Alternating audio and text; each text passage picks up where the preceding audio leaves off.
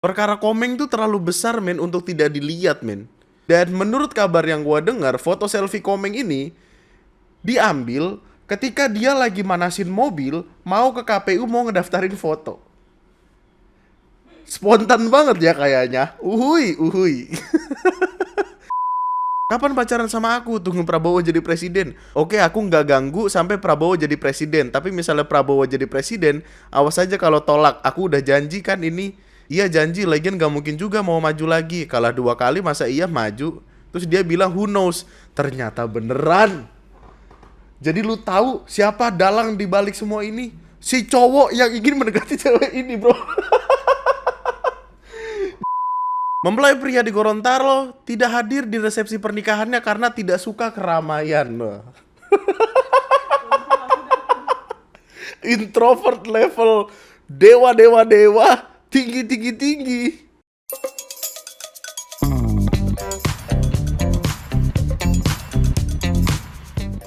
Hai, selamat datang di video gue kali ini dan selamat datang kembali di TNM. Sudah lama tidak naikin video. Alasannya simple. Nggak ada bahasan men. Semuanya ketutup sama politik. Capek. Dan apakah gua tidak akan membahas tentang apapun yang berbau kecurangan dan golput dan keanehan-keanehan di internet tentang perpolitikan? Jawabannya adalah tentu tidak. Karena apa? Kebanyakan. Capek banget bro. Di Twitter aja bahkan itu ada 3-4-5 thread. Dan di masing-masing thread itu kayak ada 40-50 baris isinya kecurangan semua. Ya Allah, capek bro. Enak banget ngeliatinnya, sumpah dah. Jadi kayak ya udah aja gitu, kayak gimana pun kehidupan. Kenapa tiba-tiba ya Allah, Semarang. Masya Allah, Semarang. Berasa tahun 55 bro. Tiba-tiba ada Palu Ardi. Ya Allah. Jadi kayak tidak akan ada bahasan tentang pemilu. Kekocakan pemilu udah sempat gue bahas di live. Mungkin nanti end cardnya kita akan pakai itu sebagai kekocakan yang ada. Tapi untuk perkara hari ini kita akan nyari aftermath-nya aja nih. Nyari selingan-selingan yang sempat terjadi karena perkara Komeng tuh terlalu besar men untuk tidak dilihat men. Komeng tuh bahkan jadi thumbnail dari live gue. Karena apa? Karena uhui. Nih salah satu hal yang gue sayangkan. Maksudnya kayak salah satu hal yang tidak dilakukan sama paslon-paslon 1, 2, 3 itu adalah tidak mengajak Komeng sebagai tim ses. Kalau Komeng ikut pasti menang men sama Benditur. Kita lagi ngomongin paslon 1, 2, 3 yang mencuri show Komeng. Iya, coba Komeng jadi cawapres. Wah, negara ini akan lucu sekali pasti. Wah. Perolehan suara Komeng untuk DPD RI Jawa Barat tembus 1,3 juta. 1,3 juta di Jawa Barat, karena emang di Jawa Barat doang kan. Dan alasannya sederhana. Alasannya gue yakin adalah karena gini. Orang tuh terlalu fokus pengen nyoblos presiden yang mana sampai nggak tahu DPR RI, DPD, DPRD segala macam itu siapa yang harus mereka pilih. Gua aja tuh kayak cuman satu partai itu terus gitu yang gue pilih. Waktu buka lembar surat suara tiba-tiba ada Komeng, wah langsung uhui langsung. Dan itu yang orang-orang lain pikirkan gitu mungkin.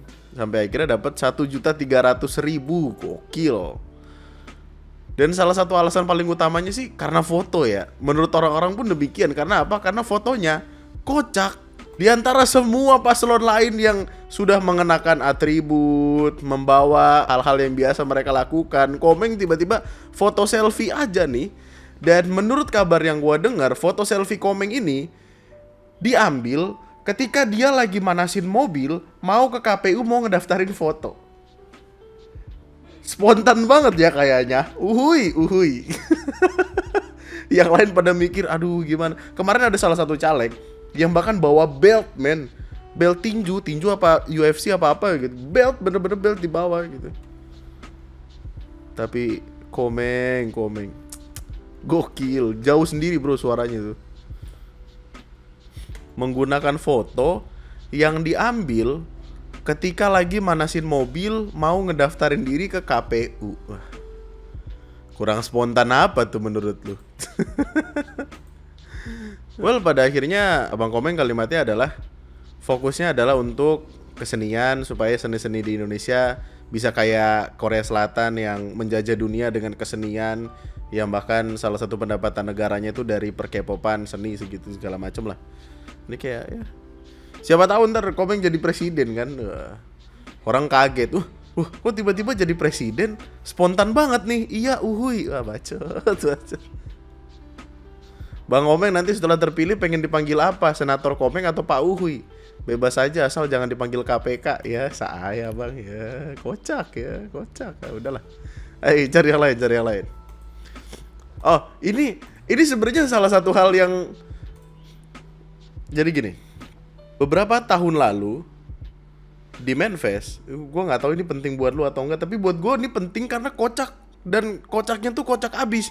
Jadi ada orang cerita gitu. Ada orang cerita, ada cowok, orang ini cewek, ada cowok suka sama dia dari awal tahun 2020. Dan terakhir cecetan tuh Mei 2021. Terus cecetannya adalah gini, kapan pacaran sama aku? Tunggu Prabowo jadi presiden, jawab ceweknya. Waktu itu kita mikirnya, wah mungkin Pak Prabowo tidak akan mendaftar lagi nih. Jadi dipikirnya kayak, oh ini adalah ketidakmungkinan gitu. Tiba-tiba tahun ini kan quick count kan bilang kayak Pak Prabowo kan yang menang. Jadi kayak ya kocak-kocakannya. Maksudnya cecetannya gini bro, kapan pacaran sama aku? Tunggu Prabowo jadi presiden. Oke, aku nggak ganggu sampai Prabowo jadi presiden. Tapi misalnya Prabowo jadi presiden, awas aja kalau tolak. Aku udah janji kan ini. Iya janji, lagian gak mungkin juga mau maju lagi. Kalah 2 kali masa iya maju. Terus dia bilang who knows. Ternyata beneran. Jadi lu tahu siapa dalang di balik semua ini? Si cowok yang ingin mendekati cewek ini bro. Dia yang datang ke Pak Prabowo, Pak. Ayolah Pak, sekali lagi Pak. Kalau berhasil lu buat saya.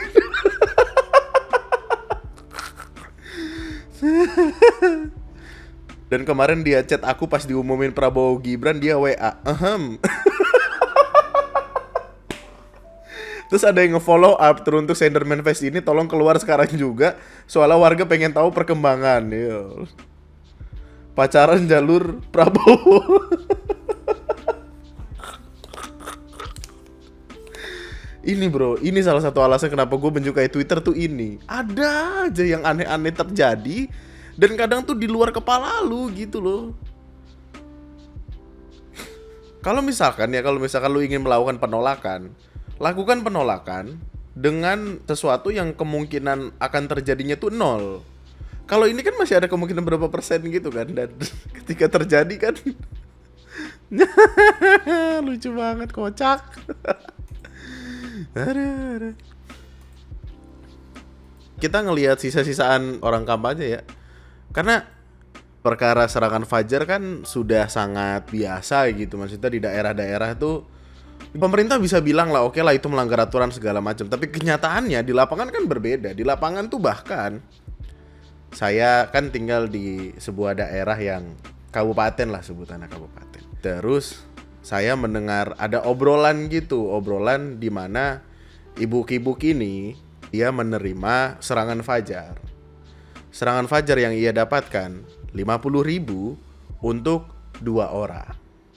Nih gue boleh gak sih ngomong ini? Gue gak tahu. Tapi kayaknya mana-mana aja. Saya ini udah jadi rahasia umum gitu. Dia dapat uang 50.000 untuk mencoblos 2 orang gitu kalimatnya. Terus ibu-ibu ini marah-marah. Marah-marahnya adalah apaan? Masa harga suara gue cuma 25.000 gitu. Abis yang mendengar marah-marah itu, waktu mau nyoblos kan gue cerita kayak gue mau nyoblos belum bisa karena gue gak ada surat undangan. Jadi gue mesti nunggu jam 11, gue pergi-pergian dulu nih, gue beli nasi uduk. Tukang nasi uduk ya gue tanya, ibu, memang benar di sini yang seperti itu masih terjadi? Oh iya bener mas, kemarin saya dapat 50.000 buat nyoblos 1 orang. Orang yang dimaksud sama si ibu ini dengan ibu yang pertama itu sama. Yang satu gocap untuk nyoblos 2 suara, yang satu gocap untuk nyoblos 1 suara. Jadi yang ini kita bisa tahu lah, maksudnya korupsi itu bahkan terjadi di titik terkecil di dunia gitu. Maksudnya kayak sesimpel lu dimintain beli mecin sama mak lu, terus kayak lu pulang tiba-tiba bawa permen, itu kan tindakan korupsi lainnya yang hanya kita tertawakan kan. Tapi ya kayak gini jadi komedi karena si ibu yang A yang pertama itu dia hanya mendapatkan 25.000 karena 25.000-nya lain itu diambil sama tim sesnya. Jadi siapapun kamu kalau main money politik, ya kamu akan dimainin juga. Karena itulah yang terjadi di video ini. Anjing panjang juga bridgingnya bro.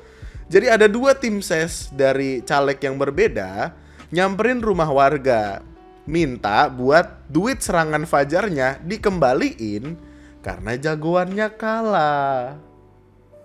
Enggak, ini masuk akal nggak menurut lu?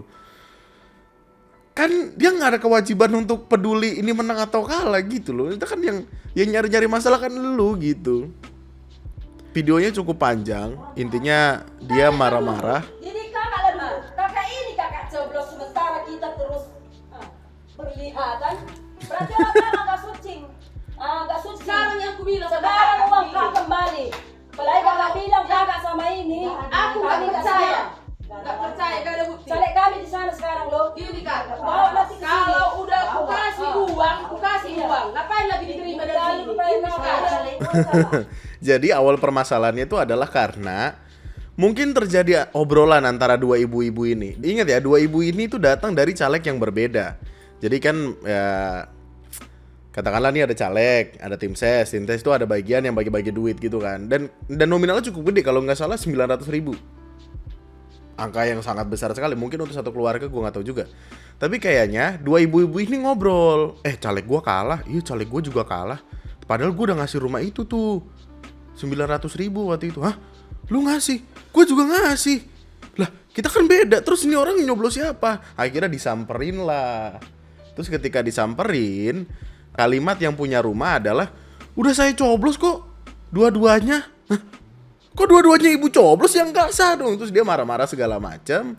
Ternyata maksudnya nyoblos dua-duanya adalah yang katakanlah gini, yang istri dari pemilik rumah ini nyoblos A, yang suami nyoblos B. Jadi kayak supaya dapat duitnya dua-duanya, yang istri nyoblos A, yang suami nyoblos B.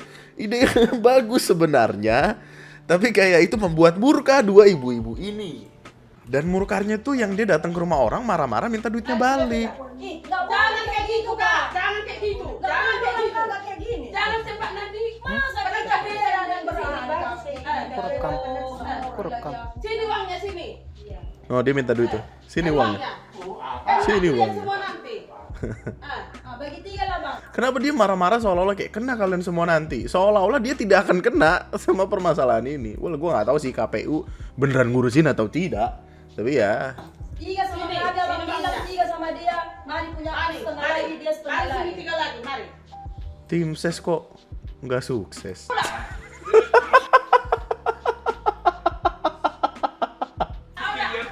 Katanya tim kesuksesan kok yang dibawa kekalahan dan rasa malu. Akhirnya yang punya rumah marah-marah. Marah-marahnya adalah karena tarik lagi ucapan kau. Soalnya lu udah marah-marah masuk rumah orang segala macem, duit bisa dibalikin, kata-kata enggak. Wah, berantem tuh, kecot.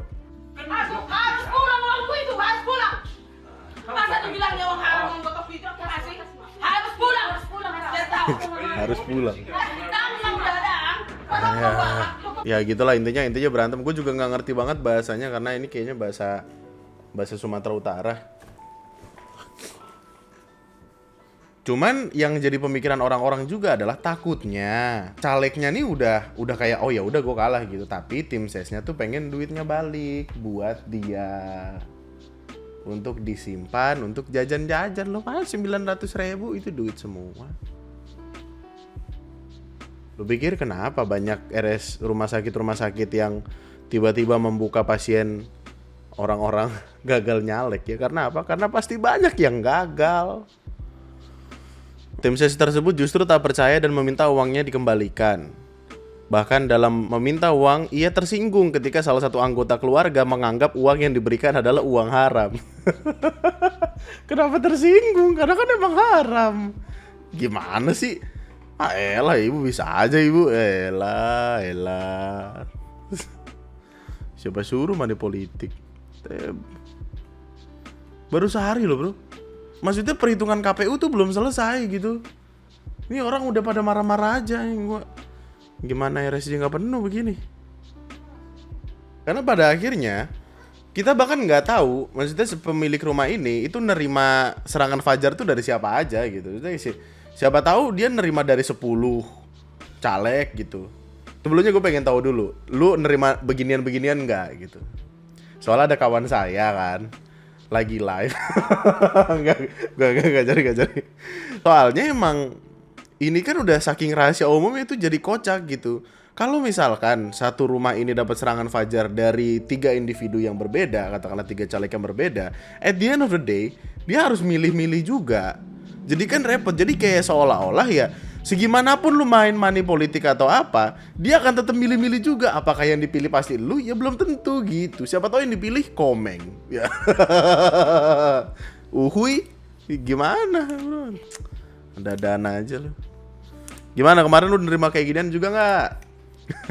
Terus udah dimintain balik belum duitnya? Ya elah. Terus ya ada orang ngetekin gue di perkara ini. Perkaranya tuh sebenarnya gue ngerasanya sih ini kocak-kocakan aja, maksudnya lucu-lucuan aja. Jadi kayak ada kalimatnya mertua. Ceritanya ada mertua yang ngusir menantunya karena menantunya ini memilih pasangan yang berbeda. Sebenarnya mungkin konteksnya tuh lucu-lucuan aja, tapi orang anggapnya serius.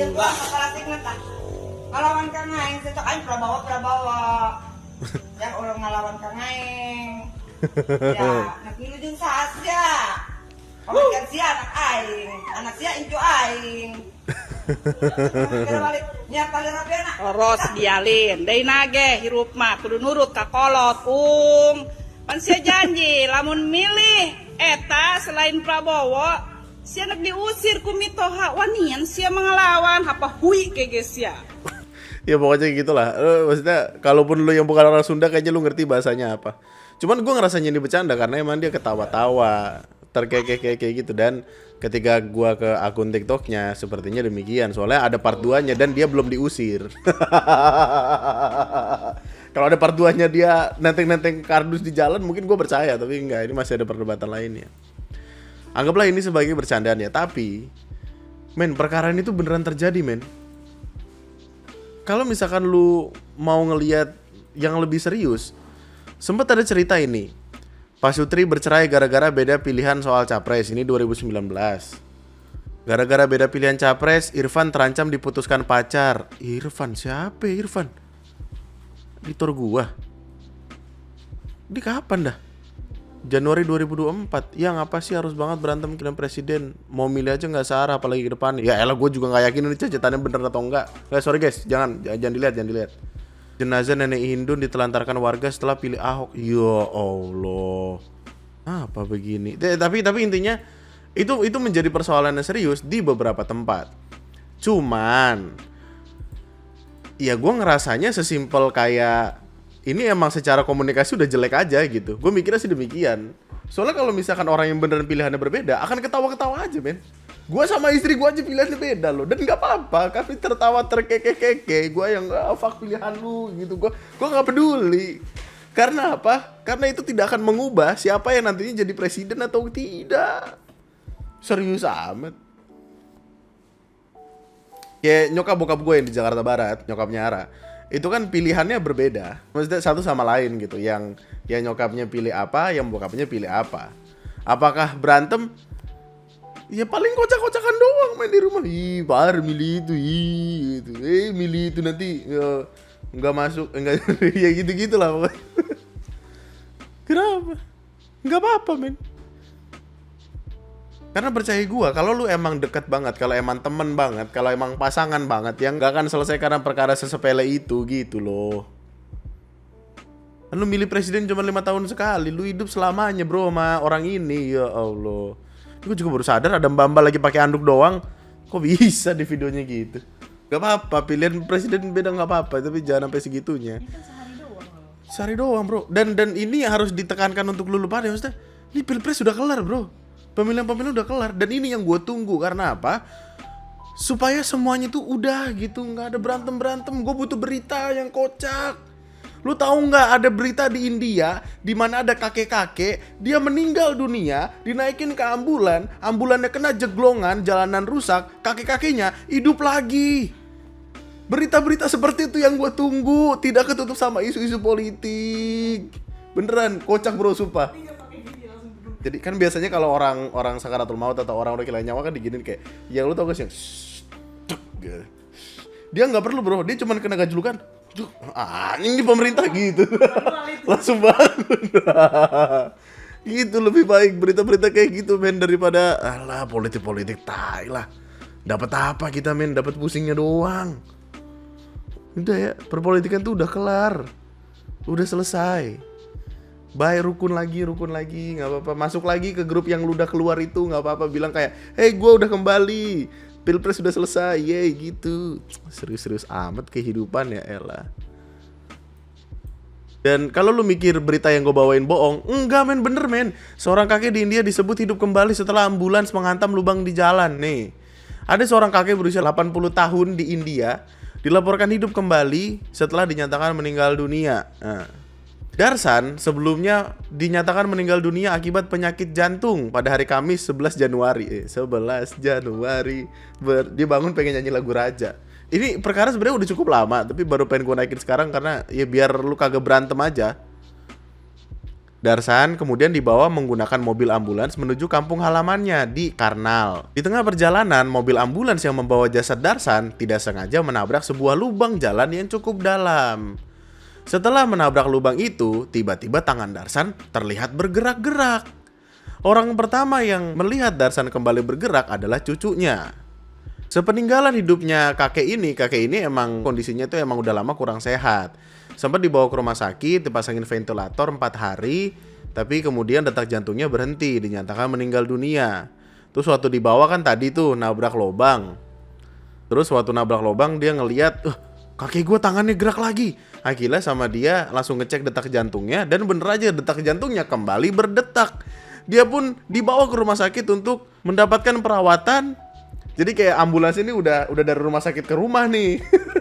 Tiba-tiba, Pak hidup lagi. Aduh, bikin kerjaan aja. Terus dia muter balik ke rumah sakit lagi.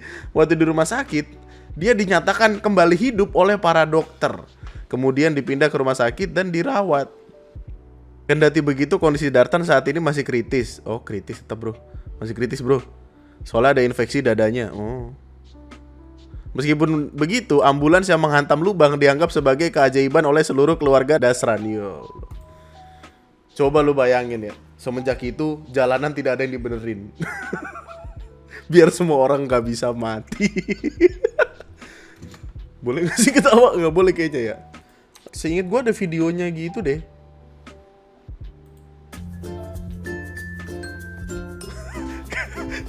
Tribun Jogja juga ada Najat, dia bikin beritanya lagunya begini. Kayak apaan tuh? Nggak ada videonya, nggak ada fotonya. Ya, gue nggak tahu udah meninggal lagi atau belum, tapi kayak semoga sehat. Maksudnya 80 tahun anyway, men. Gimana sih tadi kalimat gue tuh?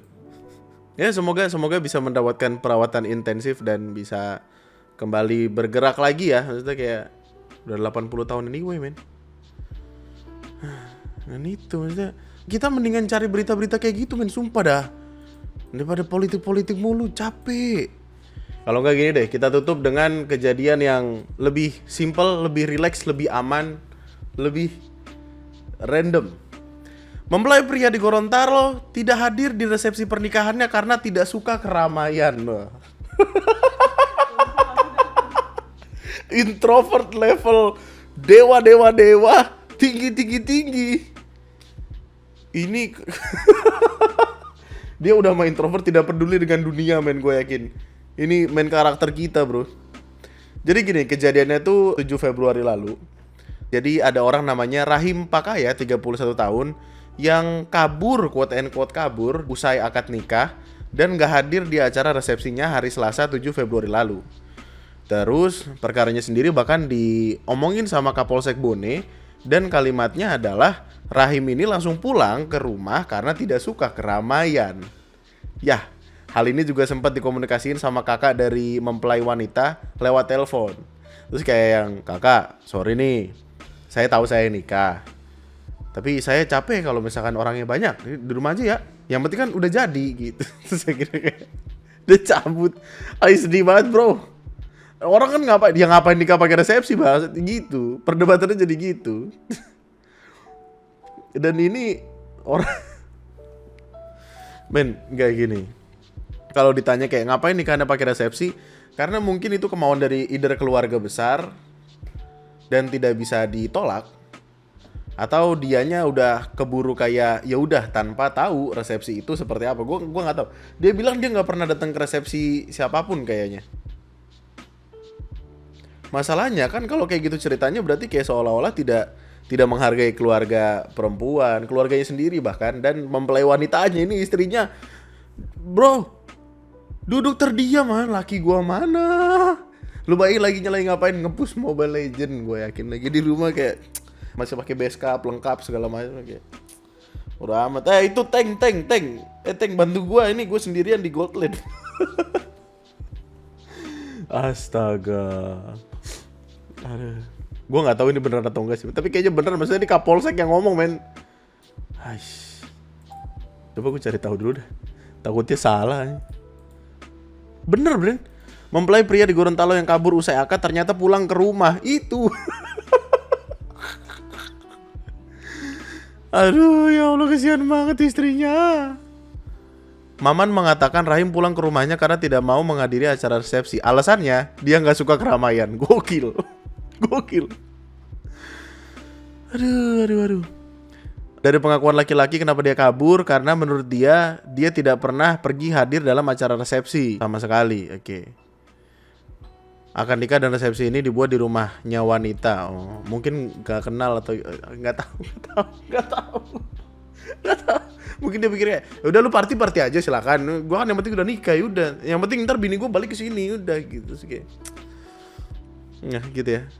Men, gue sangat menunggu berita-berita kocak-kocak seperti ini datang lagi, karena kita butuh hiburan dari semua pusingnya apa yang kita lihat di internet. Kalau lu sadar di Twitter, di X, lebih banyak orang-orang stres yang datang karena perkara perpolitikan itu sendiri. Ya mungkin mereka dibayar atau apa, gue nggak tahu, tapi kayak capek banget ngeliatinnya, sumpah. Dan lu scroll kayak ini lagi gitu, nggak habis. Perkara kecurangan kan mau digugat kan antara 1 dan 3 segala macem. Terus kayak perkara makan yang katanya baru bisa 2029, terus tim kemenangannya bilang kayak enggak kok, bakal langsung diituin, cuman nanti subsidi yang lain diganti segala macam. Panjang, mending ngurusin beras naik. Beras 15.000 16.000 ya elah. Baik, gua rasa itu aja untuk kekocakan di video ini. Semoga lu suka videonya. Kalau suka tinggalin like di video ini, komen di bawah apa yang sekiranya menarik, dan lo bisa tag gue di sosial media gue kalau misalkan ada kekocakan yang terjadi di internet. Ditunggu kabarnya. Jangan lupa subscribe. Bacot. Gue live setiap malam Selasa, malam Minggu, dan malam Jumat. Kita ketemu lagi di video selanjutnya. Love you all so much. Nama gue Andri, sekian dan gue tuh sebenarnya nggak percaya, men. Kayak lu tau kan yang tes di internet tuh yang INTFJ, INEXJPJ, apalah itu segala macem. Tapi kayak gue pernah ngecek, terus hasil gue adalah gue 97% introvert. Mana ya penjelasannya? Introvert adalah orang yang nge-charge dirinya di kesendirian, extrovert adalah orang yang nge-charge dirinya di keramaian, dah sesimpel itu. Tapi kayak nggak pernah lo gue kepikiran resepsi gue nggak datang gitu.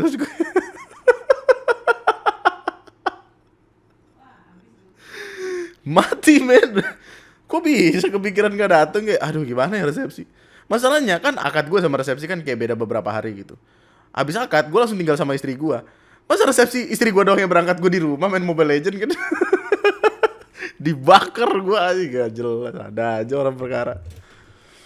Bro, introvert nggak apa-apa, extrovert nggak apa-apa, ambivert apapun vert itu nggak apa-apa. Yang penting jangan menyulitkan kehidupan orang. Ada dananya. Cabut gue, bye, thank you.